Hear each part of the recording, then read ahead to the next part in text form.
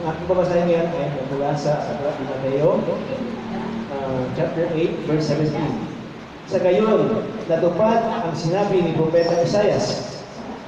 Inalis niya ang ating mga kasalanan ay kahinaan. Kinagaling ang ating mga karamdaman. This is the word of God. Upo tayo.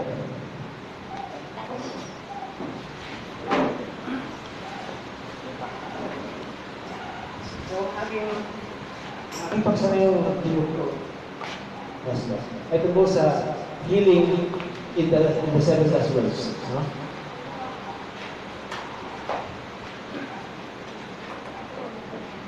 Ano nga ba yung sinabi ni Propeta Isaias? Ito ay mababasa sa Isaiah 52 verses 4 to 5. Basahin po natin.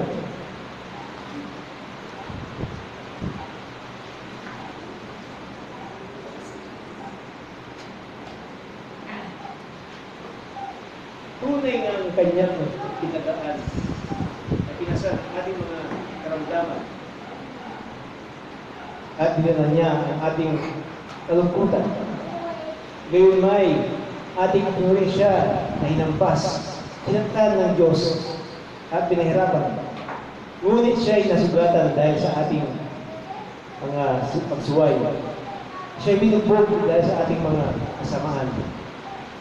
Ikinataw sa kanya ang parusa para sa ating kaparaan. At sa pamamagitan ng kanyang mga latay ay gumaling tayo. Ito po yung sabi ni Propeta Isaias. That was 700 years bago ipanganak ng ating Panginoon sa Kristo. Ay nahulaan na mayroong darating na magtatanggal sa ating mga sakit, mga kapigatian, at mga ibang pagbago na nagawin natin. Tandaan natin na ang kagalingan ay hindi lamang physical. Hindi lamang yung sakit. Wow. Kasi sabi magaling na, ay akala, physical na yun. Hindi lamang po physical yun, no? Hindi lamang sakit na ating naramdaman. Kasama po dito yung psychological. Yung sa psikolohiya na naramdaman natin. Ito yung pagkabalisa. Ito yung burrito sa ating buhay. Sa problema sa pamilya. Kasama yan. Yan po yung sakit yan, no? At kasama rin dito yung spiritual aspeto na pagkagalingan. Dahil si Jesus Christ, pinagaling niya tayo hindi lang physical na aspeto, kundi psikolohiya at saka spiritual aspeto. No? Nang ibinigay ng ang buhay na walang hanggan ng bagong Diyos sa atin. Ito yung nababasa natin sa John 3:16. Sabi yan, for God so loved the world that He gave His only begotten Son, so that whoever who believes in Him shall never perish, but shall have an eternal life. Dito, package dito, kasama din yung kagalingan. Kasi hindi naman pwedeng meron eternal life, pero mahina yung katawan mo, may sakit ka. Meron kang buhay na walang hanggan, pero malungkot ka. Hindi naman pwede yan, no? Anak ka ng Diyos, alam tayo ng Diyos, kaya dapat yung kagalingan nasa atin. Kalusugan nasa atin. Kasiyahan. Yung maligaya tayo, no? Walang iniisip na problema. Dapat may kasama yan. Pag ikaw binigyan ng buhay na walang hanggan.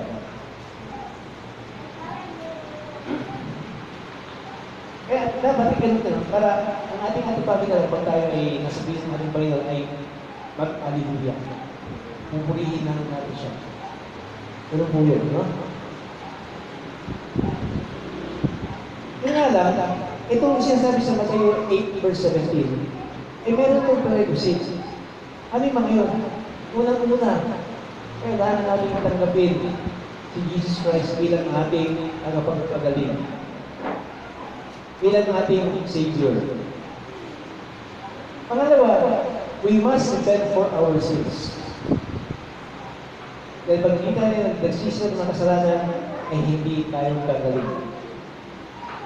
Siguro naman yung kahapon, kung mga karang araw, nanood yung TV, napanood niyo yung tungkol sa Biblia, tungkol sa Jesus Christ. Di ba, sabi niya, pag nagpapagaling siya, napatawad natin mga kasalanan.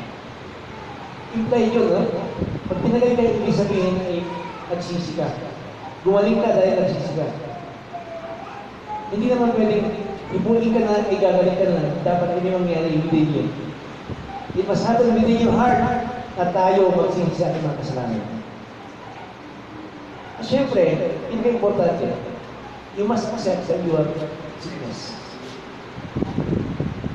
Tanggapin natin na tayo ay karamdaman. Hintayin niyo man, nandiyan yan sa inyong katawan. Hindi ka gagaling kung hindi mo tanggapin na ito ay may karamdaman.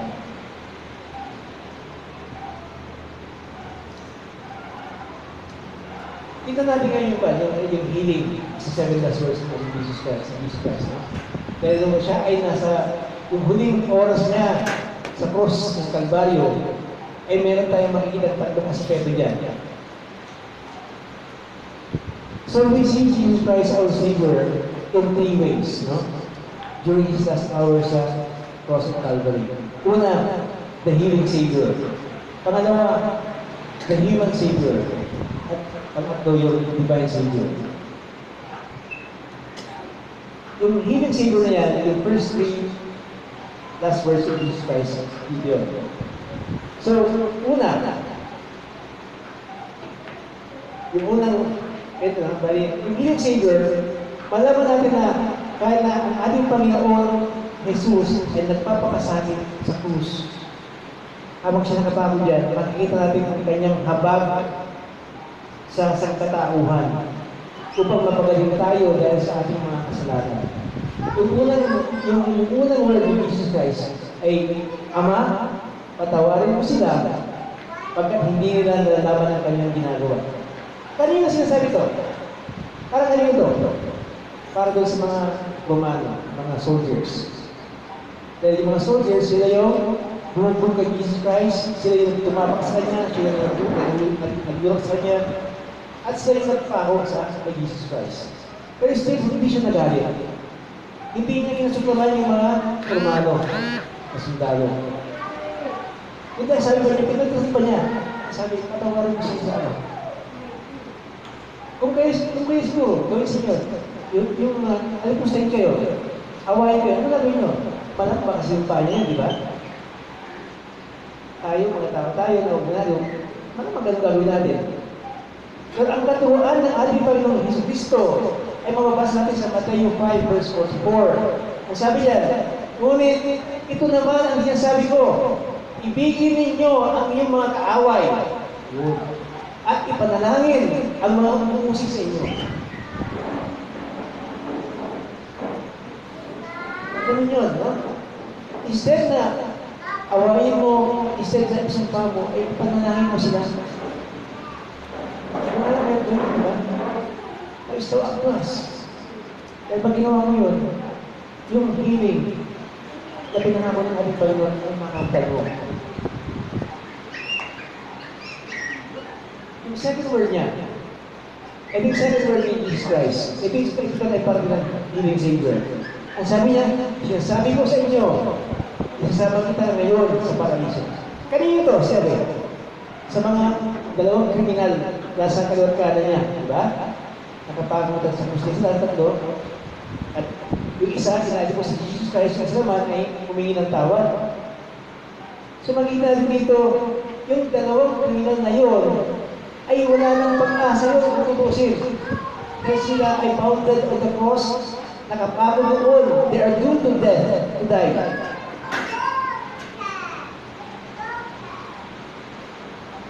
Gaya natin, tayo ay nakapagod sa ating mga gawa. Physically. Spiritually, we are also bound because of our sin.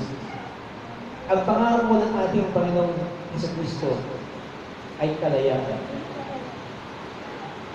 Kalayaan po. Ito ay nahulaan din ng ating propeta Isaias 700 years bago ipanganak ating Panginoon sa Kristo.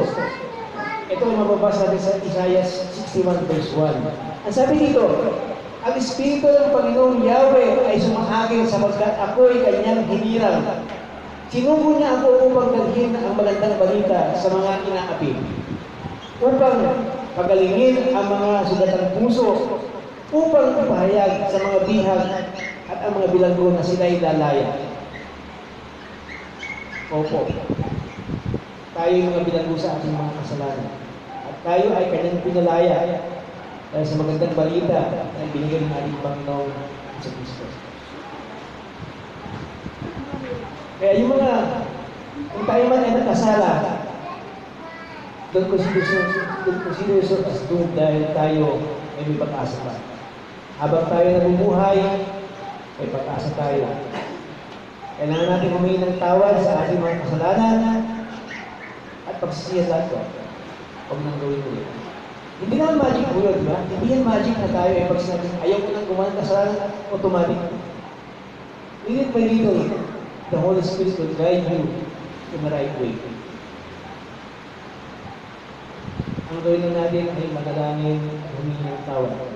Dahil pag ikaw patay na, wala na. Habang buhay tayo, ihingi natin ang tawad ng ating mga transgression. Amen? Okay. Ano yung pangatlo? Ito yung pangatlo. Ginang. O ina sa Biblia. Narito yung anak. Sabi naman ni Jesus Christ sa kasama ni Mama Mary, sino yun? Si Panginoon Mahal. Anak, narito ang iyong ina. So dito, makikita natin yung paggalang ng isang anak sa kanyang ina. Still, kahit nakita na yung ina niya ay sobrang pinagpis na nakita na nakapakol kanyang anak sa krus, still, Jesus Christ managed to comfort his mother. At ito ay still, nakalinya pa rin sa katulad ng ating Panginoon. Nasa Mateo 19:19, nakalagay dyan, igalang mo ang iyong ama at ina at ibigin mo ang iyong kapwa gaya ng pag-ibig mo sa iyong sarili. Ano po yun, no? Dapat kung mga katulad na ito ay ating sundin upang mapagtan natin yung kagalingan na pinangalan ng ating Panginoon. At tandaan natin na pag ikaw ay sumunod sa katuruan ng ating Panginoon, merong pangakong gantimpala ito. Basahin natin na sa Exodus 20 verse 12. Ano na dyan? Igalan mo ang ama at ina, sa gayoy, mabubuhay ka ng matagal sa lupa yung ibinibigay ko sa inyo. Sa inyo ni Yahweh na inyong Diyos. Ayun. Pagka ginalan mo ang iyong magulang, ay may paakibat na, may kalagip na pangako. Ano yun? Mabubuhay ka ng matagal. Amen? Eh dapat, igalang natin ang ating mga magulang, mahalin natin sila.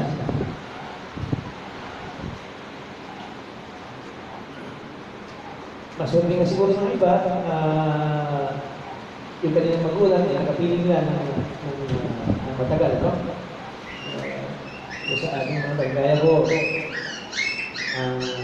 wala na akong nanay, wala akong tatay, so, yan, bali, naramdaman ko yung kapig na iyan, no?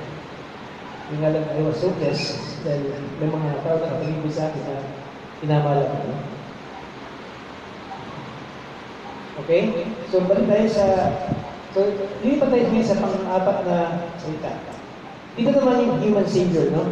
Ang ating Panginoon Jesucristo ay Diyos na nagkatawang tao upang makarelate sa ating tinghati. Upang malaman niya kung ano ba talaga ang tao.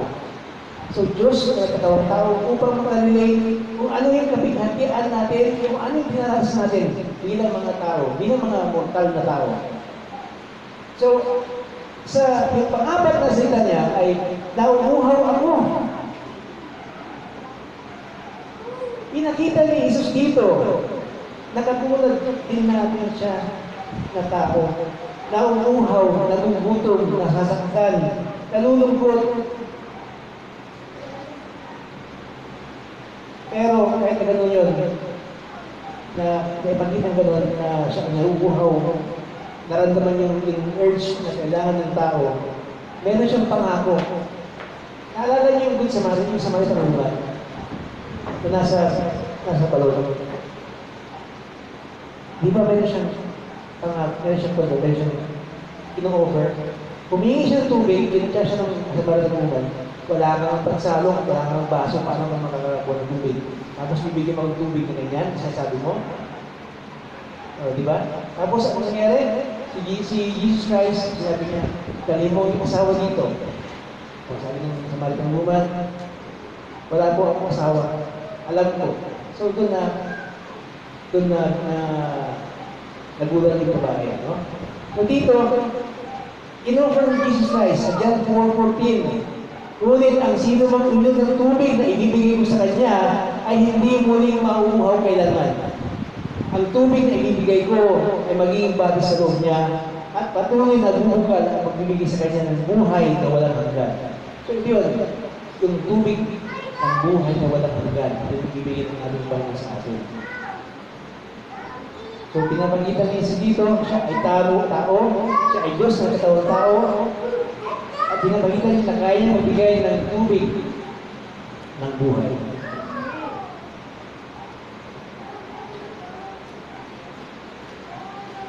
Panglima,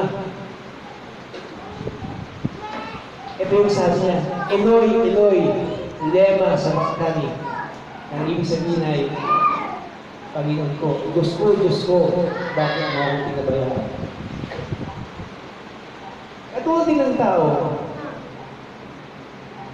ipinakita rin ng ating Panginoon na naghahanap siya ng kalinga. Naghahanap siya ng isang nilalang na magprotekta sa kanya.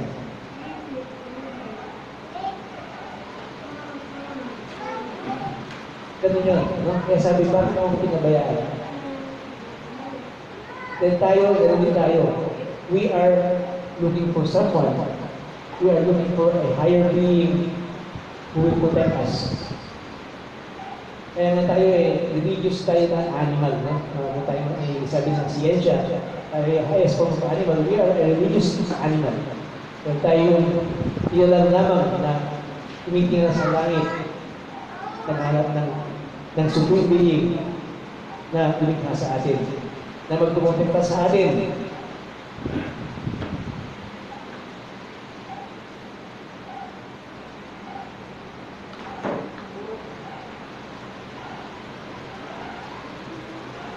Kaya nga, ang bilin niya sa John 15 verse 18, hindi na kayo iiwang mga ulila, babalik kayo sa akin. Sabi ni Jesus Christ. Ay babalik ako sa inyo. Sabi niya, no? So, hindi na kayo hindi ko iiwan ng mga ulila, babalik ako sa inyo. Pero habang ang ating Panginoon ay hindi ba bumabalik, anong ginawa niya? Nag-iwan siya, nagpadala siya ng comfort natin, ang Holy Spirit. Nandiyan sa atin yan, ang ginagawa niya ay tayo ginagabayan upang tayo mamuhay ng righteous.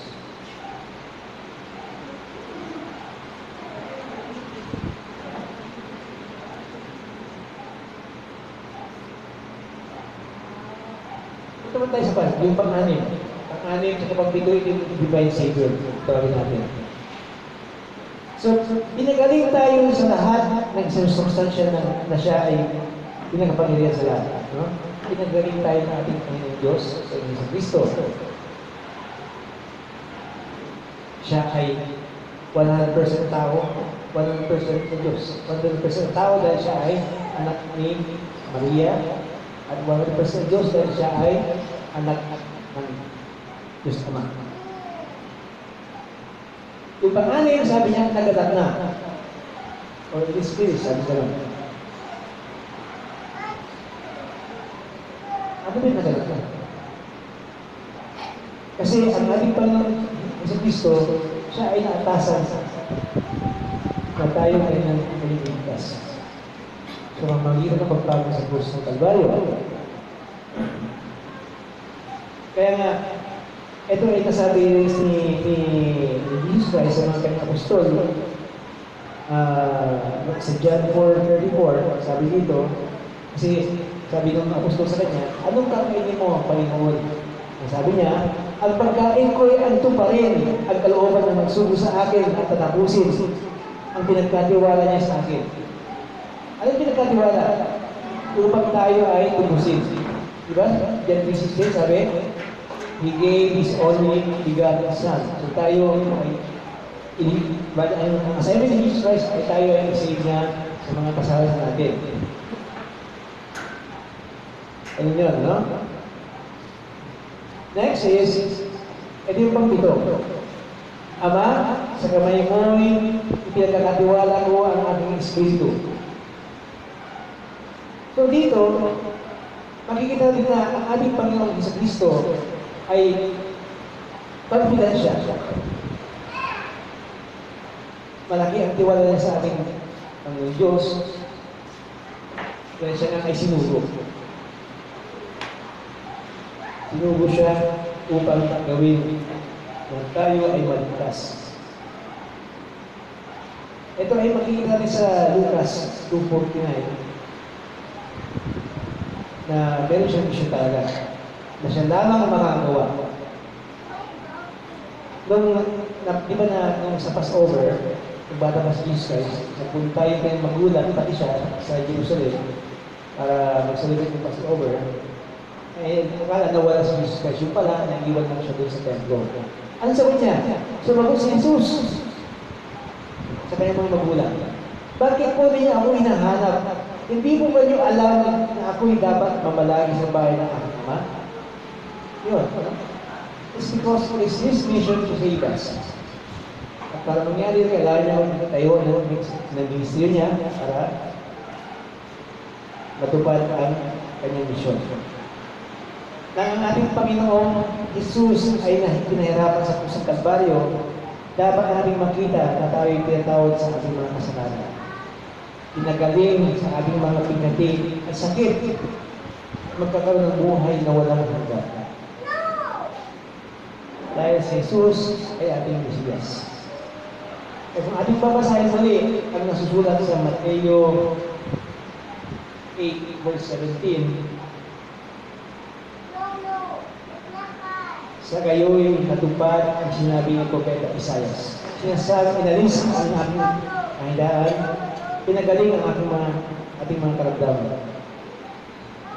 Gusto bang gumaling? Mga kapatid, gusto gumaling? Meron ba kayong sakit? Siguro malagsakit ng mga ito. Napaganda kayo siguro ng ating Panginoon, no? Kaya na yun. Pag ikaw walang sakit, most likely, musilang dalisay ang iyong puso.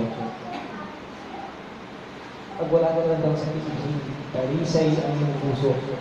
Hindi natin pwedeng wala kang kasalanan. Kasi na tayo ang kasalanan. Ang masabi ko lang dyan, dalisay ang iyong puso, kaya ikaw wala na ng sakit. Dahil, ito nga, pinangako na tayo ay pinagaling na ng ating Panginoon. Ang kailangan natin gawin ay tanggapin na tayo may sakit, tanggapin si Jesus Christ bilang ating leader. He is our Yeshua Rafa, ang ating tagapagpagaling. Amen? Kaya sa araw na ito, idideklara ko na ang lahat ng mga sakit ninyo sa pangalan ng ating Panginoong Jesucristo ay wala na. Wala na yung mga rayuma, wala na yung mga sakit sa puso, agitasyon, depression.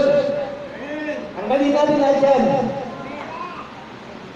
In the name of Jesus, wala na yung mga naramdaman ng mga sakit.